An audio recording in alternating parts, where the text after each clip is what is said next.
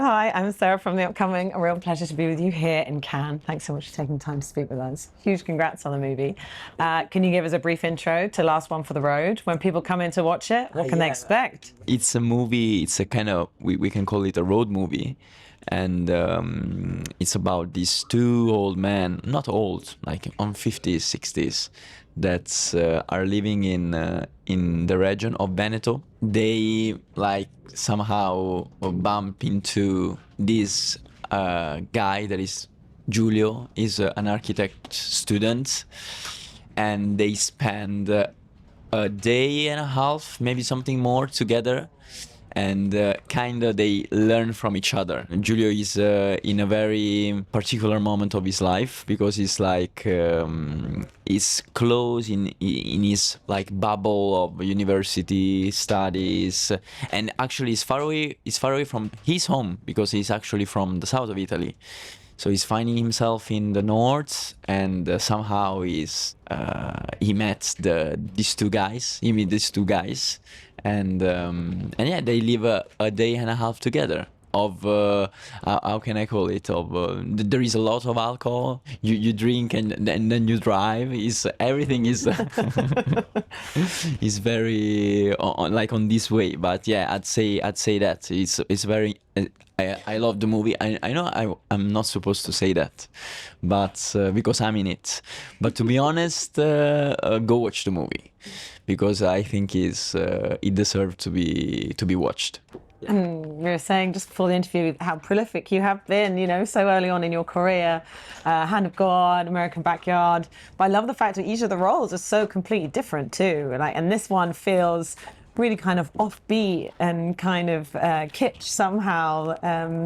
So when you read the script, what really appealed to you? And also part of the allure, is it to do completely different roles? I'm always scared to be the same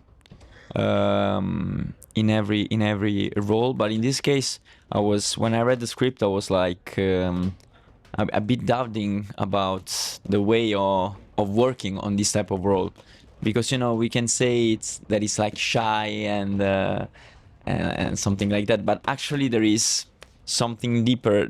I mean, it's literally, if you focus on the context of this guy, you realize that he's living something very strange in his life, that is actually far away from home. He needs affection, he needs love. When I read the script, I was like, this seems very beautiful. I didn't like stuck myself into the idea of the character. I just met Francesco Sosai, the director, and I was like, after watching his movies, I was like, okay, I think this is a type of director with whom I want to work. In fact, I'm really happy to be here after some months, and actually I was right, but actually I realized that I was right when we arrived on set, because the way we worked together was so spontaneous that I kind of forgot the thing I was doing. Sometimes you play a character and you judge yourself from the outside, and I think sometimes it's good because you're trying to direct yourself, you're trying to understand what is happening. But I realized that sometimes while you are opening the door to this type of thought, you are leaving outside the listen for the others, what I mean? So when you are on set, you're like thinking about yourself and not thinking about the context of the scene, the moment. And we definitely worked every single day to be open to the moment we were living, and this was very nice. So I didn't really realize how I was playing, or if I was distant from other roles I played. I kind of forgot everything I did before, and I was just at least I was listening to them, to Carlo Bianchi and Doriano. Yeah. And in terms of like transforming into a character, also, you look physically different. So when you approach a character, is it not only finding kind of the interiority of it, but also the physical appearance, how he holds himself? Actually, yeah, this is very important, because I think to me it's very important to understand how the hair are gonna be, what is gonna dress, yeah, what is gonna be his posture. And Giulio has this red bag. I realized while shooting that, to me, the way to hold the bag was very important for the character. So I was like, okay, this is the thing. In fact, at a certain point in the movie, we don't see Giulio with the bag anymore, and it's kind of metaphorical in my opinion, because he's finally living it and be part of the moment. And this is very important. And yeah, it was kind of different because I have this little mustache and these glasses. No, it was a fun part. Yeah. And the dynamic between you and the two older actors. I mean, there's this great kind of back and forth and push and pull and tension. It must have been really fun to sort of be bouncing off each other. So what was it like working with those two actors? Working with these two beautiful souls was marvelous, was beautiful. I don't know, I really found two friends as with Francesco. Every day was a new thing, and we were always listening to each other, so it was very profound. It was very they influenced me in a positive way, I think. And it's beautiful because Pierpaolo Capovilla, the one that is playing Doriano, never it was his first film, and we kind of had to help him, but not really, because at a certain point he was so into it, and it was an exchange of thoughts and vibration, and it was very, very nice. It was beautiful to work with them. And Sergio Romano is, to me, was really like yeah, a master. I was looking at him, and I thought, wow, I really wanna be able to work on a character like this, and to live like this. I wanna be this man, not in the movie, also in the movie, but the person he is. Yeah. Also, the fact that it was this road movie, you know, the director was saying kind of you were moving around as a crew as well. Yeah. And the fact that you're shooting on film obviously must make a difference. You know, you can't kind of do lots of retakes. So what was your experience actually on the shoot? Some of the highlights, challenges? The experience on the shoot with the film was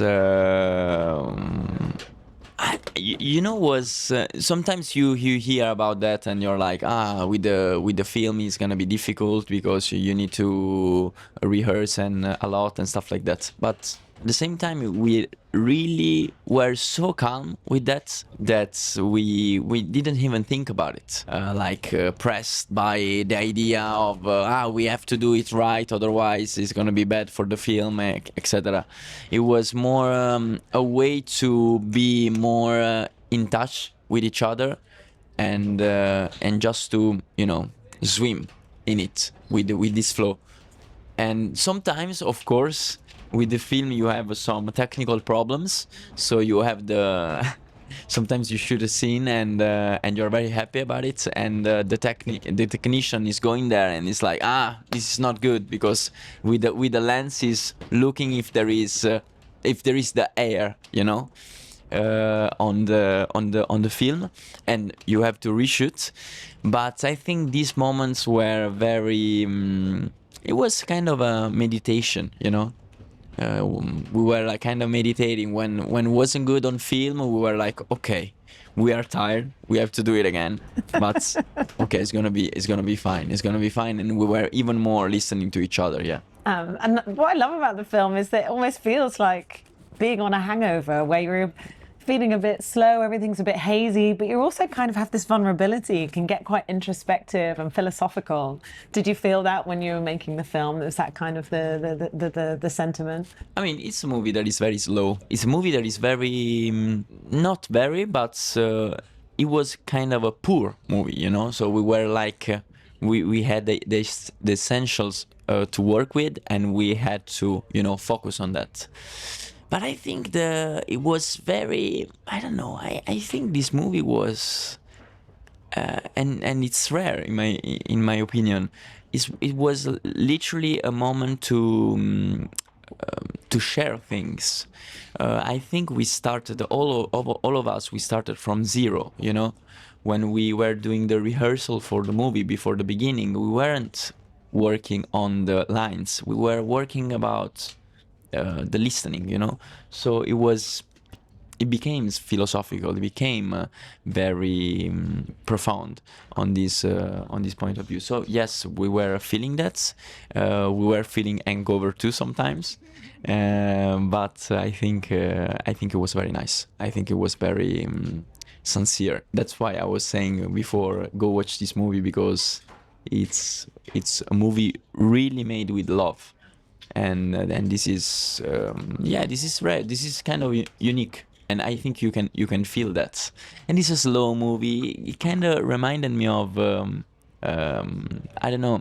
It gives you the vibe. You need to be calm. You need to follow the story, and everything is so profound and calm. That's I loved it. Yeah. And it's a bit of a cliche to say that, but you know, when you have these road movies, you know, it's not just a physical journey, but also kind of a psychological one as well. Where do you think Giulio is by the end of the film? Do you think he's had some realizations, epiphanies, he's transformed? By the next day, it's forgotten again. No, I don't think he will forget it. If he's going to forget it, he's gonna realize that he started again to live the life as before the experience he lived with the Carlo Bianca So I think no, this is a moment. I think at the end of it, he's very, he's making different choices. So I think he's gonna be very touched by it for the for whole of his life, in my opinion. He's kind of changed after this experience with them. Also, if you work with people, if you are with some people that are so different from you, you can realize that little by little you have some points in common, and the realization of it makes you feel, in my opinion, like different, because you realize how much you were judging yourself, and how much this judgment was stealing you from to live some beautiful moments in your life. So that's why I don't think Julie is going to forget it. And I think even in the idea of the last one for the road, you know, one more drink, there's something quite bittersweet about that idea, because it's like, you're having fun, but you don't want it to end. And this is kind of, you can have a feeling of melancholia, perhaps, after you get home, after you've had like that one too many. So what do you think the sentiment of the film is in that sense? I think it's a movie that is giving you the possibility to think about some questions. It's not a movie that wants to give you answers. I think the last one is always you don't want to end, you don't want to finish it, you don't want to, but at the same time you have to realize that you have to somehow go far away from it and be like, okay, this is gonna be the real last one, and otherwise I'm not gonna be able to take advantage of the next one. So I think this is very metaphorical, because he's living a moment with them that is changing himself, and he just can get over some useless answers that he wants to give to that he gives to himself, and he's just open to the mystery of life. That can be beautiful and can be sometimes painful too, but it will be a pity not to try to live it. Yeah. And finally, what has it meant to you to have the film here at Cannes Film Festival? And what's going to be next for you? It's beautiful to be here. I always dreamt, of course, to come here with a movie.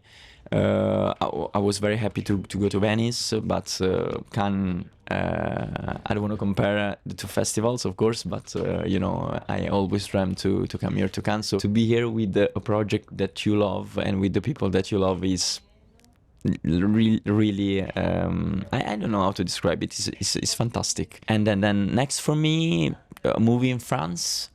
and so I'm happy that it's like right after this kind of experience.